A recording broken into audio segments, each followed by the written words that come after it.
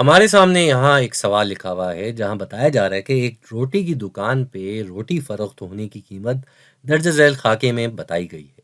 रोटी और ये कीमत, और एक रोटी के 17.5 रुपये, दो रोटी के 35 रुपये, तीन रोटी के 52.5 रुपये और चार रोटी के 70 रुपये।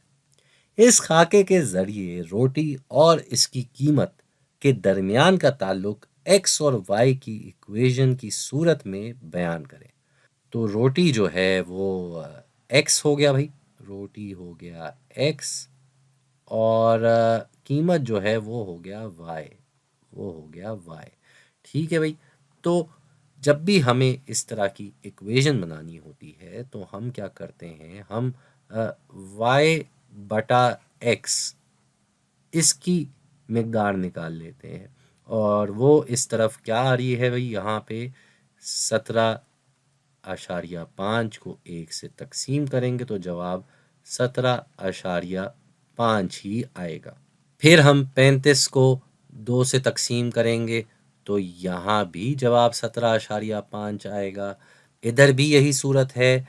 52.5 को अगर हम 3 से तकसीम करेंगे तो हमारे पास जवाब 17.5 आएगा। और आखिर में 70 को अगर हम 4 से तकसीम करेंगे तो फिर से जवाब 17.5 आएगा।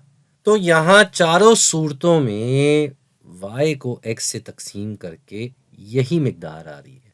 तो हम ये कह सकते हैं कि y बटा x जो है वो हमेशा किसके बराबर रहेगा, वो हमेशा 17.5 के बराबर रहेगा। तो इसका मतलब ये हुआ कि अगर हम इस x को इक्वेशन की दूसरी तरफ भेज दें, यानी कि दोनों तरफ हम x से ज़र्ब कर दें, यहाँ पे भी और यहाँ पे भी, तो हमारे पास इधर x और x कट जाएगा और यहाँ हमारा जवाब हो जाएगा y is equals to 17.5 x। ये हो जाएगी हमारी इक्वेशन, ये है हमारी इक्वेशन, क्योंकि यही वो मिकदार है 17.5 जो नहीं बदल रही। और जैसे जैसे रोटी बढ़ती जाएगी, एक्स की मिकदार जैसे जैसे बढ़ती जाएगी, वैसे वैसे वाई की मिकदार बढ़ती जाएगी। जब ये एक रोटी है तो इसकी कीमत 17.5 हो जाएगी। अगर यहाँ हम 2 लिख देंगे तो 17.5 2 से ज़र्ब होके 35 बन जाएगा, जो कि यहाँ लिखा है, और 2 के आगे।